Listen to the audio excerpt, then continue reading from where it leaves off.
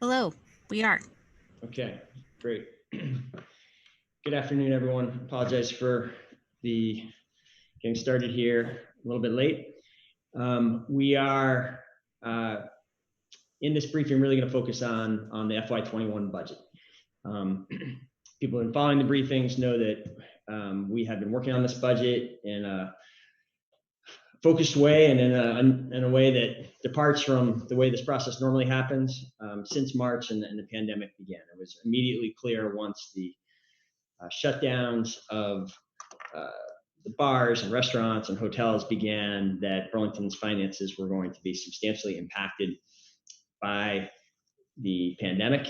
And we have been ever since attempting to adjust to that and create a very different budget than we had planned up to that point.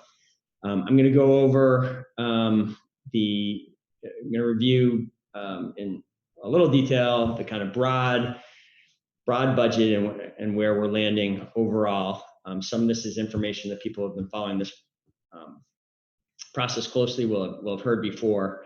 And then I'm going to spend some extended time on the police budget, which in the 3 weeks to the day since the murder of George Floyd has gone through a process of real focus, scrutiny, and reconsideration on the part of the administration. And I want to share with the public where and the council where I am landing on the police budget and the broader budget, which we are submitting to the council today. That's the way our process works. The administration, in consultation with the Board of Finance and the rest of the council and stakeholders, writes a budget, and we get on June 15th, the charter requires us to finish our work and hand the budget over to the council, which now has, once we deliver it to them, has until the end of the month of June to approve a budget for the upcoming fiscal year that starts on July 1. That sometimes that process between when the administration submits the budget and when the council approves it is very short. It's really all of my last 8 years, I believe it's been just a matter of days. Usually we submit the budget on Friday or Thursday, and then it's approved on Monday. This year's a different year in that respect as well. The council rightly, there's been a lot of flux and change in this budget as we've been grappling in these uncertain times and challenging times. And so the council now needs more time before they will vote on it. So no vote is expected today. The council is expected to act on the budget at their meeting. They have one more regularly scheduled meeting in June where the budget will be a major focus. I believe that's 2 weeks from today on June 29th.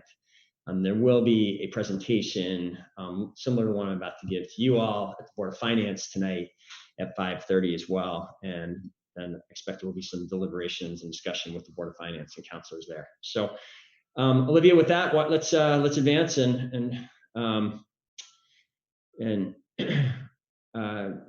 discuss this budget. So the budget that we are working towards, that we're going to submit, is going to be a challenging budget in many ways. We are estimating right now, and this may prove to be conservative. Hopefully we'll do better than this, but we are estimating right now that about 15% of our revenues, $10 million, are going to vanish in the upcoming year. Those are generally the revenues that we are concerned may not come in as they would in a typical year. Our gross receipts tax, which is related to hotel stays and bar and restaurant consumption. And then we have a lot of revenues at the marina that and other waterfront areas where, so like the campground, where we rely on visitors, and those revenues are expected to be down as well. And then sort of ancillary revenues related to that, like parking. So that's a big hit to a budget. We've never had a year like that in my 9 years. I don't think the city is as this is my 9th budget. It's really early, beginning of the 8th year. The city hasn't had a budget year like this in recent memory, maybe ever. Generally, our budgets are quite stable and have very modest changes from one year to the next. This is a real aberration, and that's been challenging to deal with. We are going to get through it. Well, however, I believe, and I'll describe what I mean by that here, largely because of the strength of the financial foundation that the administration and the council have built together over the last 8 years. We are relying heavily on these rainy day funds that we have built up over the years for a downturn, for something unexpected. And we have been putting away money for an unexpected event. We certainly, the magnitude of this one exceeded what I think anyone thought was possible. This is in some ways the deepest and very sudden economic downturn since the Great Depression. Fortunately, we have significant reserves that are going to help us through this period. So through a combination of using those reserves that we've built up through our careful financial work together over the last 8 years, we will be making significant cuts and deferring some priorities, but we will also be using these rainy day funds to get through this. And I'm thankful to my colleagues who have helped us put this kind of backstop in place over recent years. And I hope that I'm lingering on this and emphasizing the point in part because I think as we go through this budget process, it's really critical that we not abandon that ethic, that we, knowing especially that this is likely to be a 2-year downturn or more, likely may not be right, but it's a very real chance. There, from the data I'm seeing, that government revenues may be hit for more than 1 year. We can't spend down all of our reserves. We're going to need them again in the future. And so I hope this is an ethic we hold on to. Let's keep going, Olivia.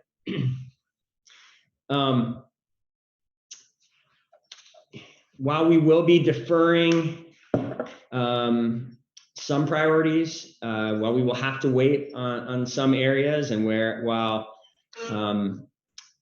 operations of all of our departments will be impacted, there are some things that we're determined to continue making progress on, even in a downturn like this, even while we have a budget that is challenged. And so this budget does set a course and funding to promote racial equity in Burlington, and as we'll talk at the policing section, does take steps towards transforming our policing and public safety. Another priority that we are focused on advancing, even while other lesser initiatives go on hold or are delayed, is the climate emergency. It is a simultaneous emergency. It is a longer term one, but is one we can't lose sight of, even while we're battling coronavirus. And this budget also includes significant advances towards becoming a net zero energy city. It includes investments for those advances.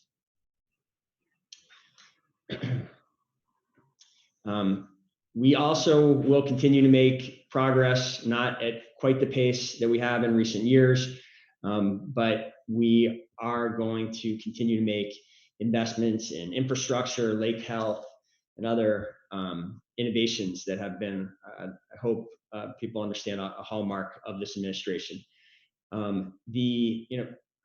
One, I think that raises sometimes some questions. People look at our infrastructure projects, at some of our capital projects, and wonder whether those should be deferred in order to help with the operating budget challenge. And some institutions can do that. I know some of the other institutions have done exactly that. Local government financing in large part does not work that way. We have very little ability with most of our funds to shift capital investments to operating investments. So really, there are some minor exceptions to this, but most of the time, members of the public are looking out at a project happening somewhere around the city and wondering how we can afford to do that in a time of such constraint. Really, the answer is that we had dedicated restricted funds for that kind of work, and those funds didn't disappear with the recession, and there's really no good reason to put those efforts on hold. In fact, putting those efforts, some of these infrastructure projects on hold, these are multi-million-dollar projects that have a real impact on the broader economy in this region, and it would deepen our recession if we did not move forward with these capital projects. And one of our principles has been to try to avoid, where we can, city financial actions that deepen the local recession. I think I covered the first point about revenue loss,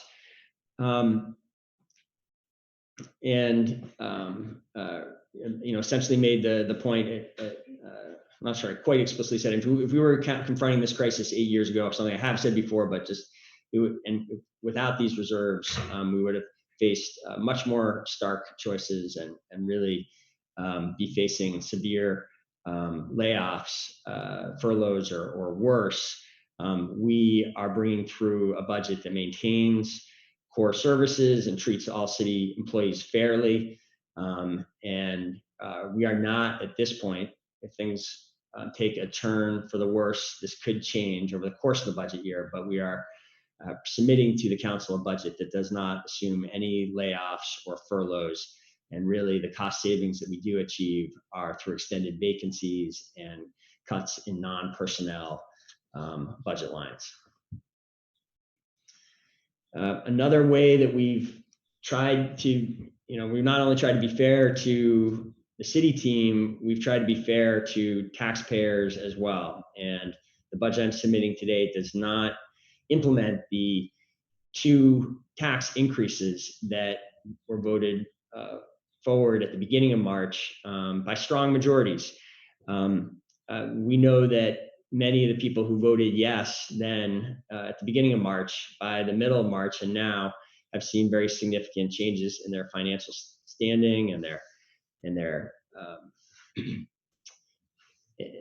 ability to pay these tax increases. And so my submission to the council would defer these tax increases for a full year. I do still, I supported those investments, those increases. I believe in the need for a third ambulance in the new North End. I believe very strongly in that we need to keep making progress on our housing challenges. I do think in the next year on housing, there will be other opportunities to do that as a result of pandemic funding and relief efforts. It will be a high priority of mine next year to move forward with those additional investments and make sure that the ambulance is in place. I should say we are still in negotiations with the Burlington Firefighters Association on exactly that timing of the implementing of the third ambulance. And I should also say this is another area where we have budgeted, we hope conservatively, if the picture improves over the coming year, we are envisioning the final budget resolutions creating clarity about how we will add back some initiatives such as the third ambulance if and when we do beat expectations.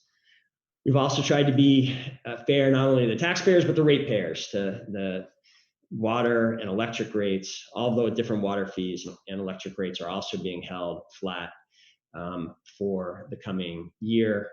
That is a change in plan on the water side. We are in a period of trying to catch up for significant years of underinvestment in the infrastructure for those utilities. And so there had been planned increases. We have found a way with some shifting in priorities to defer that for a year. And with the electric rates, it's a somewhat different picture there. I'm proud to say this is the 12th year in a row where despite inflation, despite many of the costs that go into providing electricity rising, we are able, once again, for a 12th year to keep electric rates at the same rate. The one exception, one success of this budget that it was not clear we were going to be able to achieve. We feared it would be worse until really just the recent weeks as we got deeper into the budget process and some of our revenue projections, even our conservative revenue projections, we did upgrade them, and we also made some decisions that there were some additional reserves that it was responsible to release.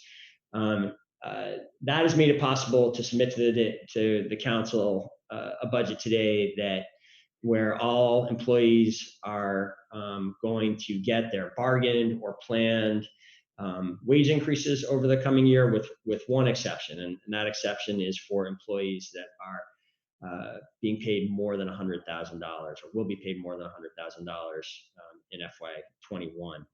And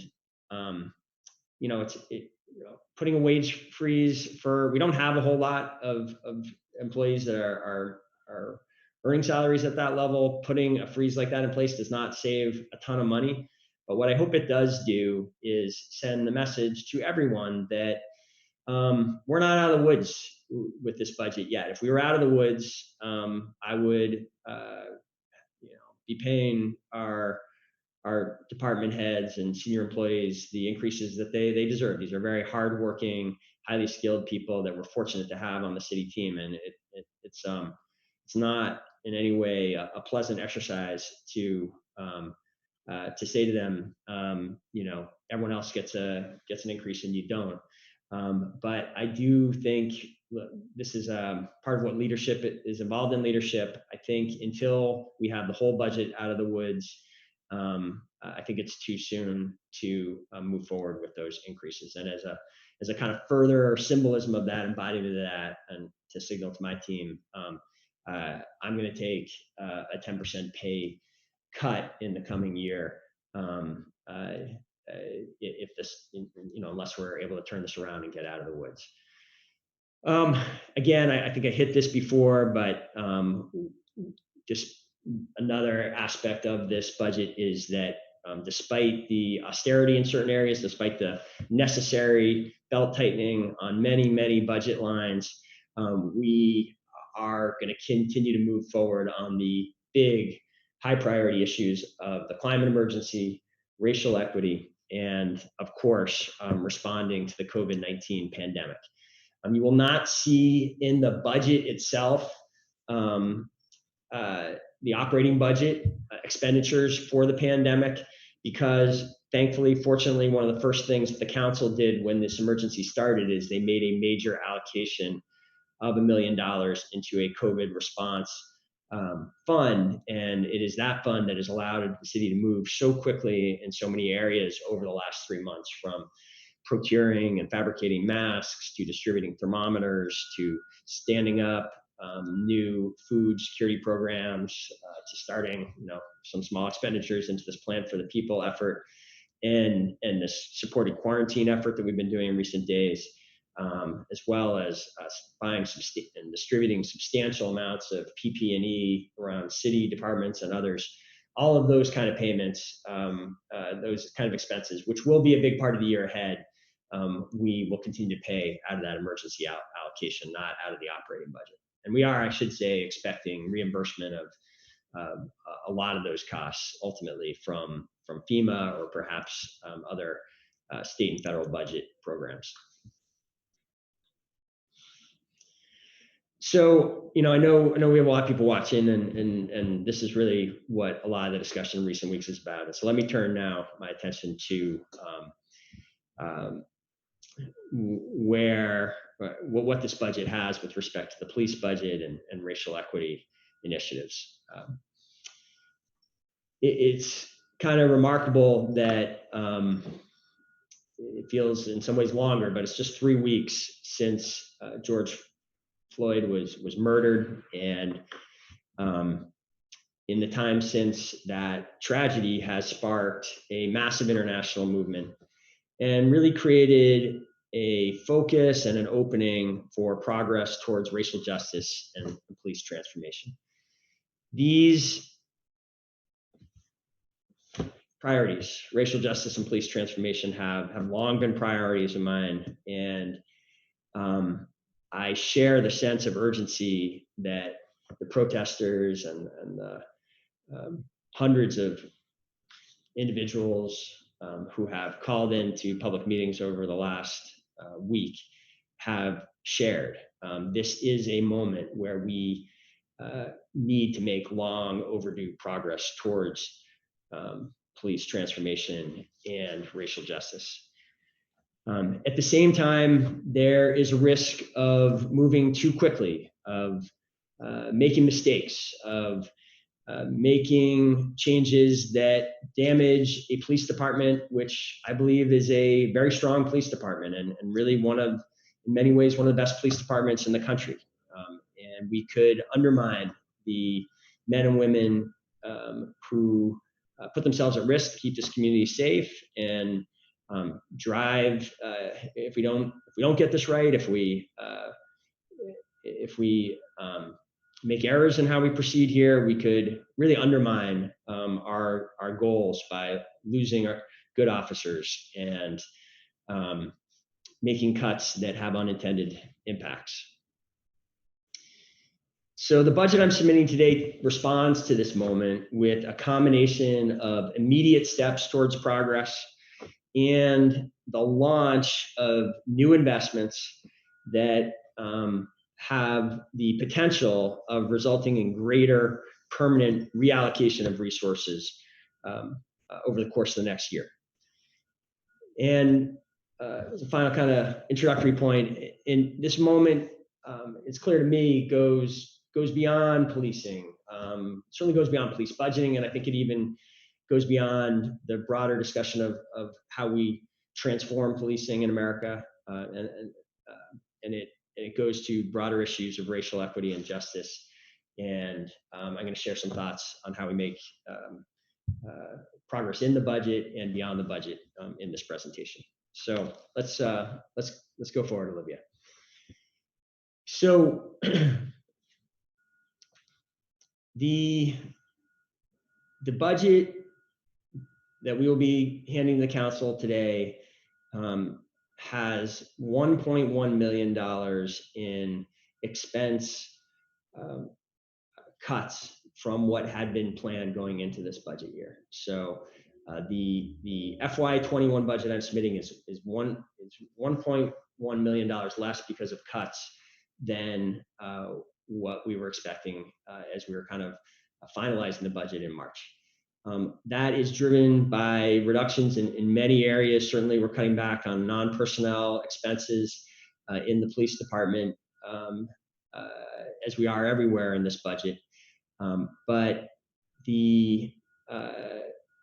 this also relies on a reduction in the cap on sworn officers from a typical cap that we're authorized to have up to 105 sworn officers. This year, the budget assumes that we're going to operate at with a cap of 93, so a reduction of 12. There's also some elimination of unfilled non-officer positions in this budget. Beyond the cuts, there's also approximately 800,000 in reallocations of expenses to other departments. And this should be seen as a sign of the kind of reevaluation of the police budget and the focus on police, and having the police focus on what are truly policing issues as opposed to periphery issues. We do see an opportunity to make a couple changes that will improve overall city operations. So a lot of that expense, the great majority of that expense, is an indication we will consolidate something that there's been discussions about for years. We'll consolidate all of the parking enforcement into the rest of our parking operations, which are at DPW. And I think that should result in some improvements to public engagement, and that we have a new customer service center down there at DPW, which is a better place for the public to kind of engage the city and deal with parking issues than the police department.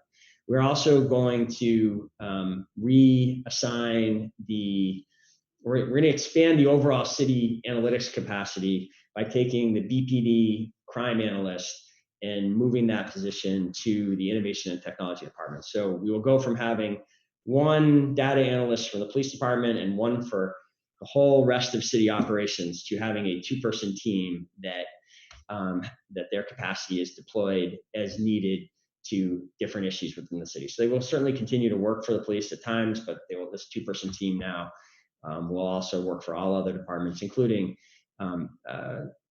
this will give us greater capacity to serve the new Office of Racial Equity, Inclusion, and Belonging, which has a tenet of that racial equity work is that needs to be grounded in data and metrics, and this gives us greater capacity to serve that office as well.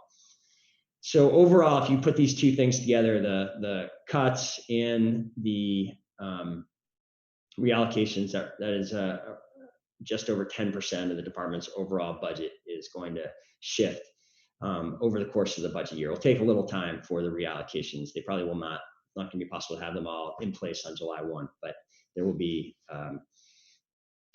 migration of those expenses. Those are the annualized expenses, and so on an annualized basis, it's over 10% of the budget. Let's keep going, Olivia. So what are we going to do with the $1.1 million in cuts? Really two big things. One, we are going to immediately allocate $300,000 of these cuts to a new fund. It's a new budget line in this budget that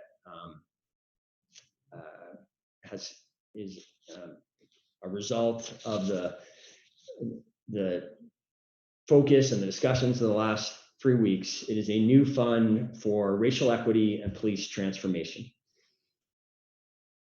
That will start at $300,000. The remaining $800,000 in expense reductions are going to be needed to present, for us to have a balanced budget. So we're applying those reductions in the initial budget towards reducing what began again as a massive, really more than $12 million deficit when this budget process began. We need $800,000 of those savings for that.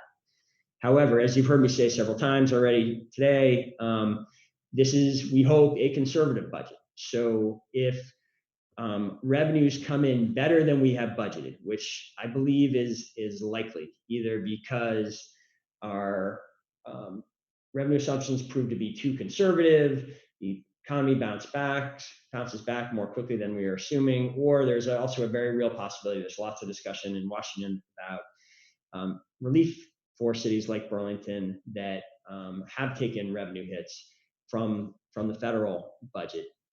If any of those things happen, we will take those additional revenues and we will first apply them to the remaining deficit in the budget. There still remains almost $1 million of cuts necessary that have not been fully articulated yet, and which we're waiting to see a little longer if they are necessary. So the first thing we need to do is make sure that essentially that remaining deficit that is addressed by increased revenues. As soon as that is done, the next $700,000 after that will also go into this, fund for racial equity and police transformation. So that could grow, and I think is likely to grow up to a $1 million fund over the course of the year, or roughly equivalent to the total cuts from the FY21 BPD budget.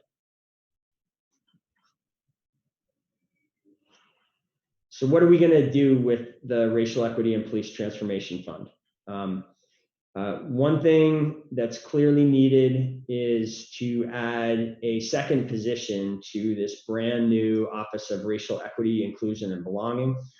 This is something we've heard again and again from people who have engaged this city budgeting process. Is they want that department to be fully operational. And even though we've just added this position, Taisha has only been with us since the beginning of April. It is clear that there are great demands on this position, and some of those demands flow from the pandemic itself. People who have been tuning into these briefings regularly know that a couple of weeks ago, Taisha and I released this 8-point plan to protect BIPOC communities from coronavirus and to ensure a racially just recovery. There's a lot of work involved in that, as we have all just seen even in recent days. We know that BIPOC communities have been most at risk to the pandemic. Nationwide, Black Americans are dying at nearly 2.5 times the rates of white Americans. This capacity and this focus presents the possibility of having a different trajectory here in Burlington, and we're working hard to make good on that. We need more capacity here.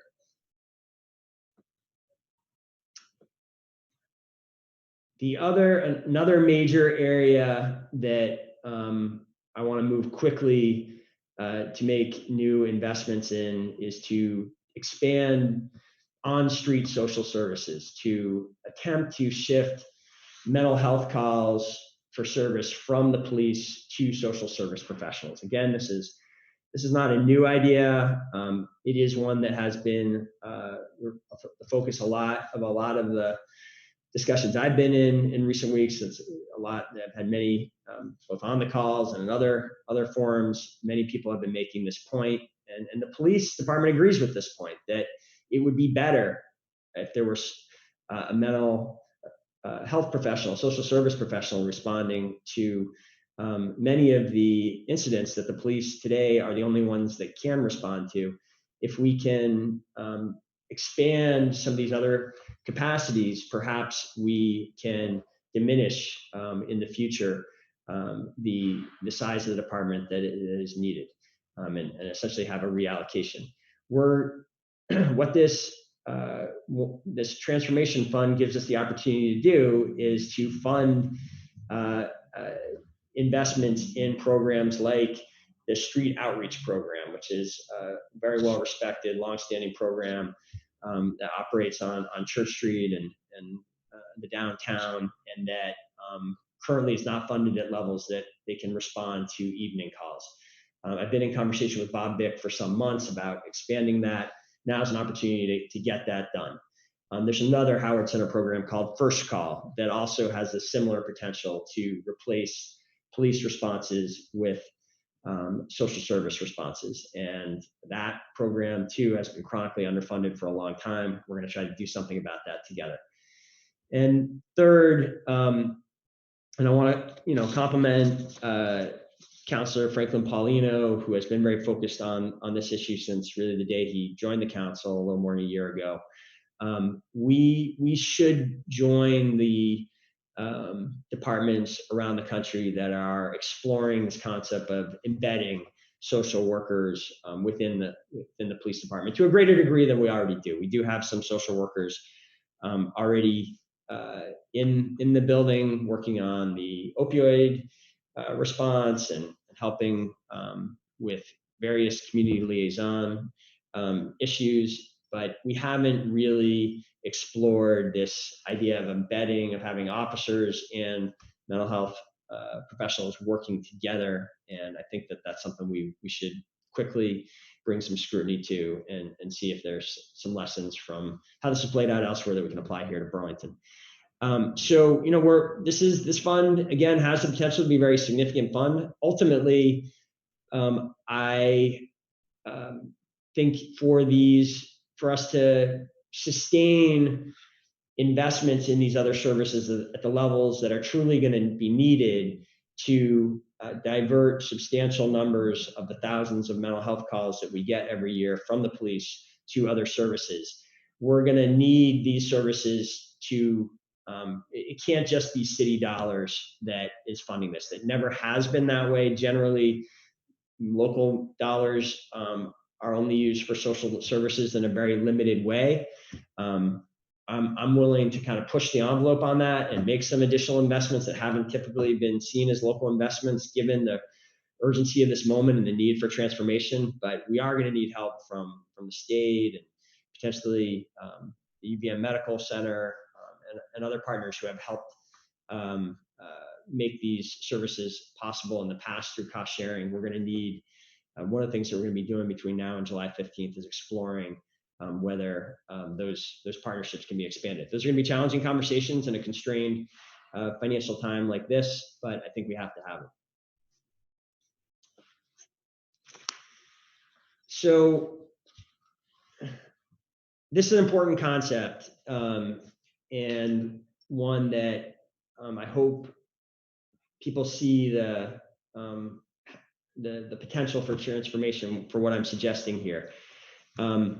We are going to move quickly to get these new services established so that we can then study how they work for some period of time before we have to make decisions about the FY22 budget, which will be upon us quickly. You know, we start the budgeting process, you know, about 6 months from now, or really even sooner. We have to make significant decisions in January of 21. So what I'm laying out here is a process by which essentially these one-time cuts that are in the FY21 budget that I'm submitting today could become permanent cuts to the police department.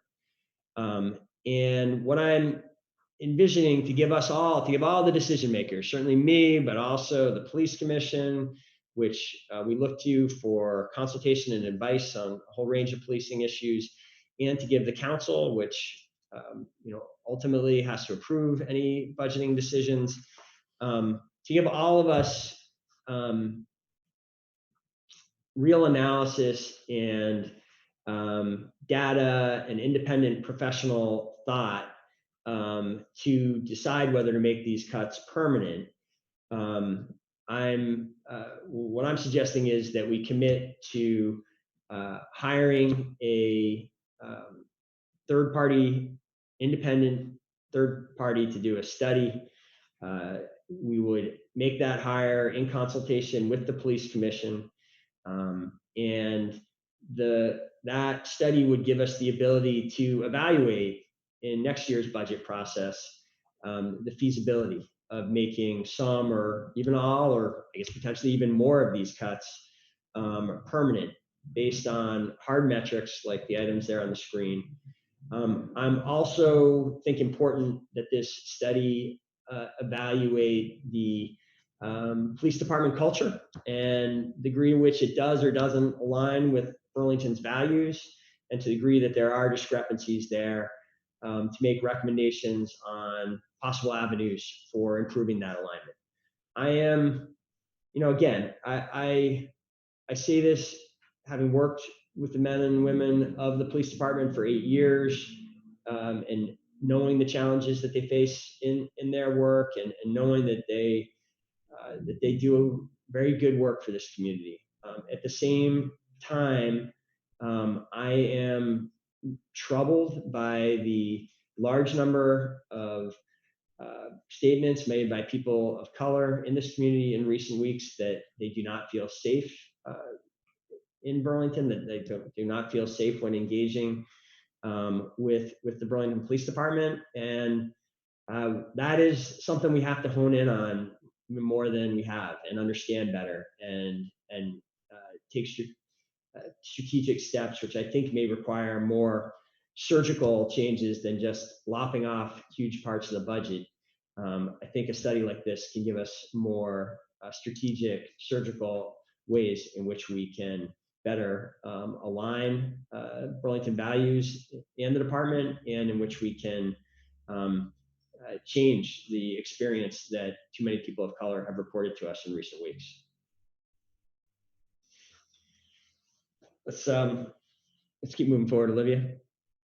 So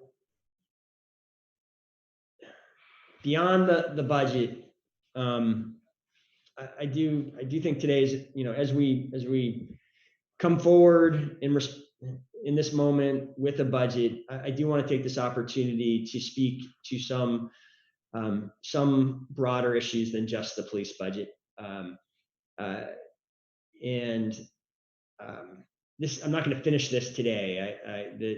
There are issues of racial justice and possible areas for improvement that that I need to do some more work before we can roll out any new initiatives on. But I do want people to know that more is coming beyond today.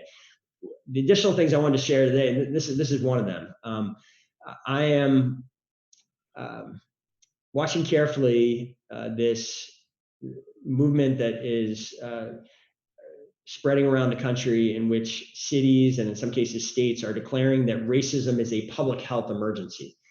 And I think this is being driven in large part by this terrible disparity we are seeing between the death rates of Black Americans versus white Americans in this pandemic. It is laying bare something that has long been clear, but I think has been that's avoided the country's focus too often in the past, which is that there are just severe racial disparities in our public health systems, in our medical systems, and they stem from a whole variety of deep problems in those systems and in our land use patterns. And it is time that we combat them as a public health emergency. So I am finalizing, I think Burlington should join the growing number of cities and states that have declared racism a public health emergency. And I am finalizing that mayoral declaration. And in the days ahead, we will release it, and we will also, at the same time, announce a plan for a robust response to that emergency. I hope also to be in position to announce and be with partners who are making similar commitments to the city's effort to address that emergency. So more on that another day, but I wanted to raise it here so that people understand that what I'm laying out here with the Transformation Fund and new investments in our Racial Equity, Inclusion, and Belonging Office is not the full extent of the work that I know is demanded right now, and that, if we're going to make good on this moment for progress. I did want to raise it here because I do think there is a connection between public health and public safety. We've seen that again and again in Burlington. We know that,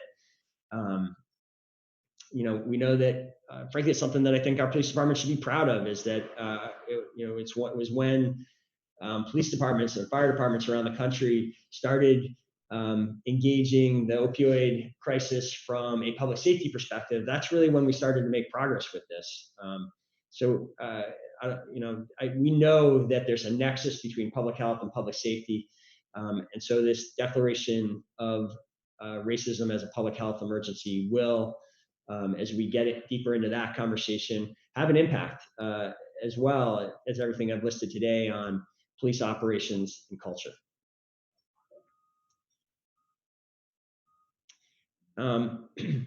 Something that is not directly part of the city's budget, but I think we have to talk about when we are talking about transforming American policing and Vermont policing, is we need clearly transformation of the Vermont Police Academy into a progressive institution that is directly accountable to the governor.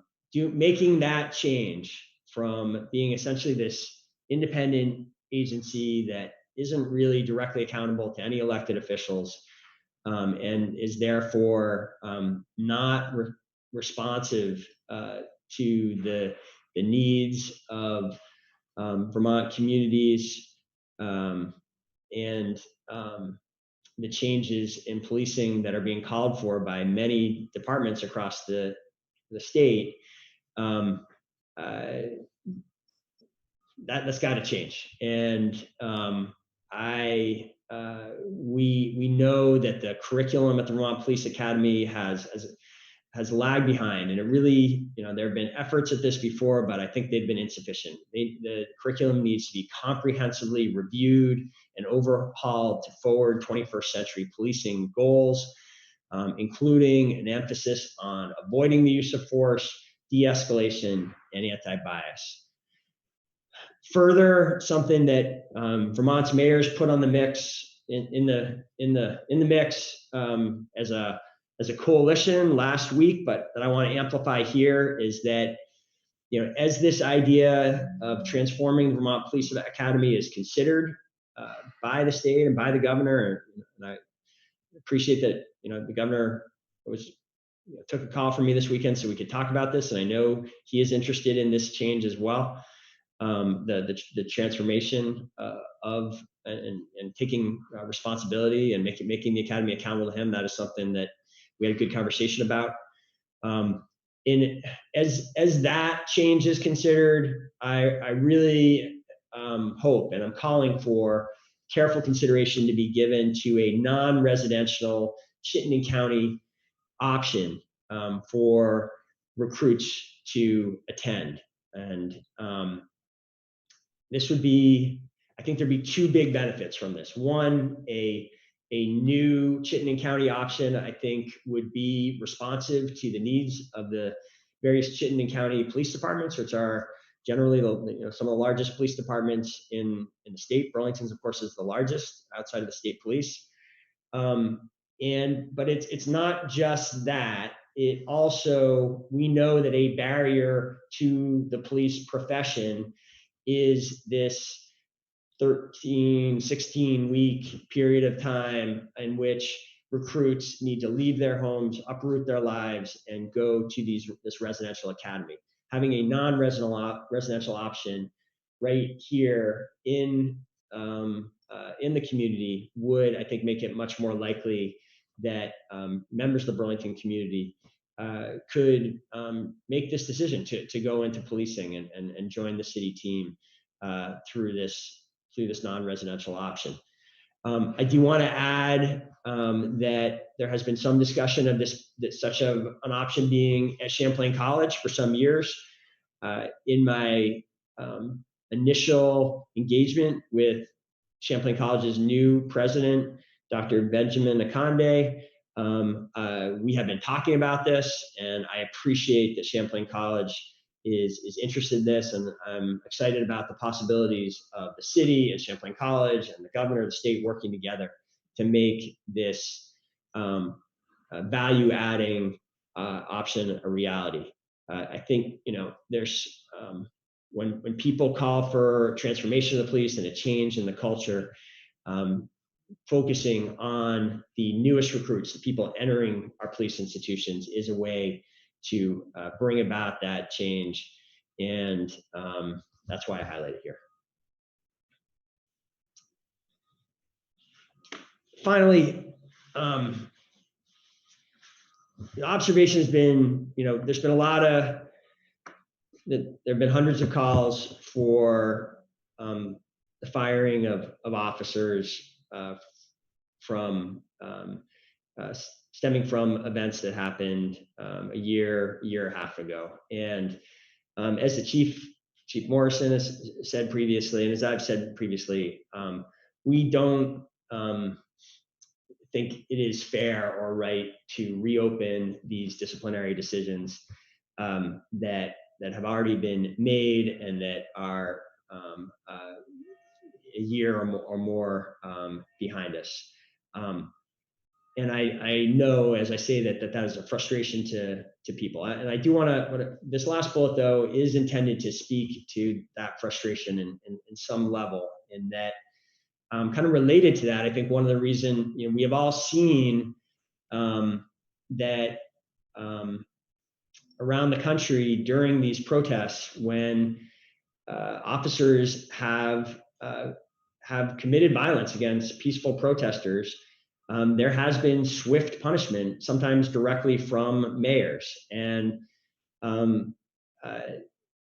this has brought again, to my attention and the attention of others, that our current charter really does not give that authority to any elected mayor. And I, my sense is that's a problem. I think it's there in the charter for a reason, and it is not an unusual provision. There, I think, are many cities that have some kind of insulation between disciplinary decisions and elected officials, and we should take stock of those reasons, and evaluate whether they are appropriate for the moment we're in.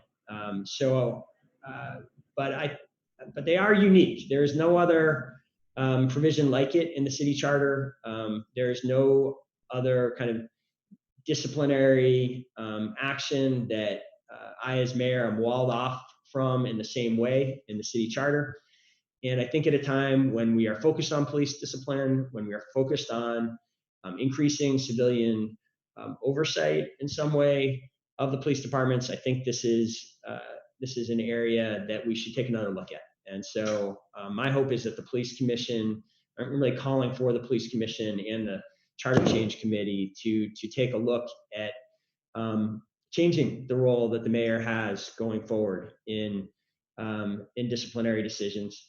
And also to look at codifying the role that the civilian police commission plays in disciplinary decisions. We know that one improvement under Chief Del Pozo is that he involved the commission in disciplinary decisions as a regular part of his practice and the way he handled discipline. The current Chief Morrison and now Acting Chief Murad were already taking steps to make that formally part of policy. My take on the question of whether something should be in policy or charter is the purpose behind putting something in the charter is that solidifies it even further. It makes it a commitment of the city to an even greater degree. And so there may be good reasons not to put it in the charter. Perhaps we want to maintain more flexibility for some reason. This too, I think, should be explored by both the commission and the charter change committee in the months ahead, so that we can consider making that change. Finally, and I think this is my last slide with the budget, what does the mayoral budget not do with respect to policing? And I want to be clear about these things because they have been items of discussion. First, despite $1.1 million in cuts, which is a lot of cuts, I don't believe, and more importantly, because I'm relying on their judgment, the chiefs don't believe that cuts at this level put public safety at risk. It would put public safety at risk and really erode the strength of the department if we were to fund at this level year after year and have to cut back on investments ranging from training to equipment. But for 1 year, this can be implemented with what I understand from the chiefs to be minimal direct operational impacts. And I think that's important for people to understand, because I know anytime we talk about cutting the police budget, people fear, have some fears about that and fear what that means for public safety. We it is a point of pride in Burlington that we are a very safe community, and people understand rightly that the police play a role in that. And so I think it's important that people understand that we're going to be able to maintain that safety with this budget. Another call that we heard repeatedly throughout last week is that we should eliminate the school resource officers. And, my sense is that probably is a good reform in many parts of the country. Burlington, on this issue, has some different practices with school resource officers, and the continuation of the school resource officers in the schools is something that, as soon as this conversation began, we heard directly from the Burlington School District and both the superintendent and the principal of the high school, met other principals, and the head of their their equivalent of their racial equity office. We heard from them very strongly in writing, and if colleagues of mine on the council have not seen this letter, should be a communication that gets you, that they support the continuation of the SRO programs, and they were quite concerned about the possibility of those programs being precipitously eliminated. So my budget assumes that those programs will continue for the coming year. And then finally, this is sort of a reiteration of a prior point, but I think it's one worth repeating. I think it would be wrong to commit to permanent cuts to the police department without a deliberative process informed by data and independent professional analysis. So I am unwilling to make deeper cuts until we do that hard work. I know that will be a disappointment to some of the people who have reached out. At the same time, I'm hope people can see through the process laid out here of a 1.1 million in current cuts combined with new investments and study of the impacts of those investments, as well as examination of other issues. That I think is the route towards successful further police transformation and permanent transformation in the years ahead. I hope I've been able to communicate that all clearly. I'd be happy to spend some additional time answering questions if there are any. Mayor, there was one more slide about climate progress in the budget, but maybe we'll save that for later and go to questions for now. Okay, yeah, we covered that at the last budget meeting, and we'll cover it again tonight. Why don't we've talked for a long time. Why don't we see what questions there are? Great. So the first question is from Liam Elder-Connors from VPR. Liam, you should be able to enable your microphone. Yep. Hi, Mayor. Thanks for taking the time today. I just was wondering a little bit more about the racial equity fund that you're talking about, and just wanted to make sure I understood some of the investment there. So it's starting off at $300,000 with the hope to increase it later down the line. I mean, what are the immediate things that you're going to be funding with that $300,000? Like, either you laid out a lot of things, but it's hard to tell what exactly it was.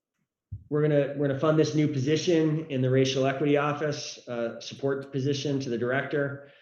We are going to immediately, once we know that the council agrees with this concept, sit down with Bob Bick and try to, by July 15th, that date I listed on the screen, come back with a plan to immediately expand the capacities, or as quickly as we can expand the capacities of those programs we know are good programs, First Step, First Call, and Street Outreach, as well as to explore this idea of embedded social service professionals within, social workers within the police department. Those two areas, the additional position and the investments in responding to mental health calls, which are a big percentage of what the city responds to. Those are some of the first ideas out of the gate. I have some additional ideas on this that I think when we come back to this issue, that I think when you bring that perspective to racism, that there are additional investments that can make change quickly that flow from that. So there'll be a whole nother area there.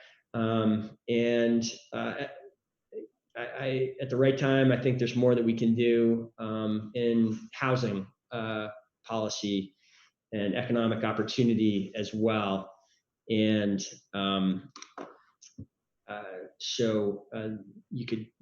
there could be further investments there. So if we end up having $1 million, there's a lot we can do over the next year. And so there will be further details as we get deeper into it. But I I've given you some sense of some concrete things that we'll be working on in the weeks ahead, and the public will get an update on basically in about a month. Mm-hmm. I mean, do you think that based on where you're at right now, I mean, I know you said these aren't going to be permanent cuts and you're going to sort of see how they play out. Are you investing enough or changing enough to really know whether or not like the efforts you're doing are going to be, I don't know, substantial? I mean, we've been hearing a lot of calls for really changing things. If the police department says that these cuts aren't going to change their operations substantially, then are we going to end up in a place where we're just going to go back to the way it was a year from now? So what I'm saying, Liam, is I believe in transformation. It's something we've worked hard on for the last 5 years, and we've had some very significant change within the police department. And I'm appreciative to my colleagues who have worked so hard on that, and I hope they share my pride in some of the progress that we've made together. And I believe we do need to do more. I don't think there's a way to sit in these public meetings and hear from significant numbers of Burlingtonians who are people of color that they're dissatisfied with the way their experience with the police, and think that our work is done. So I do think we can take some immediate steps and put resources behind some immediate steps. I think transformation, however, doesn't happen overnight. And I think I'm laying out here a process by which we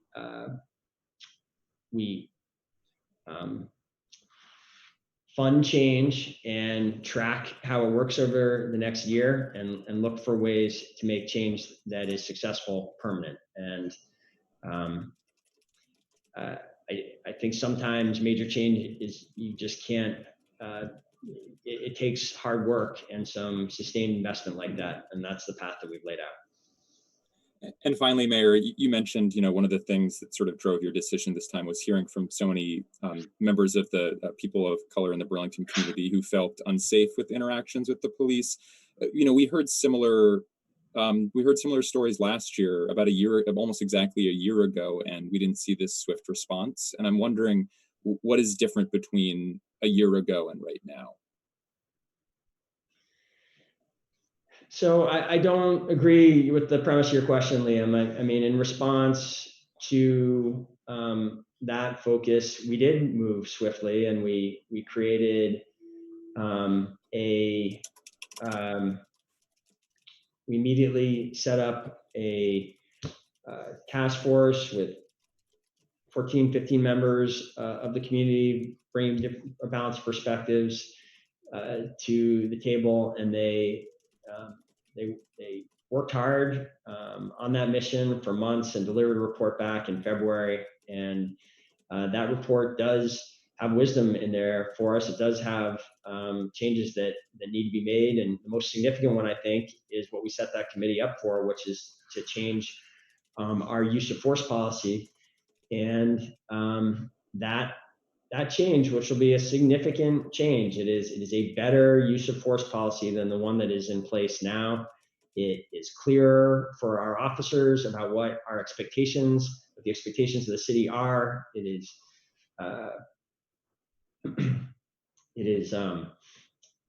is clearly a better, I think, translation of what Burlington's values are into a use of force policy than what exists.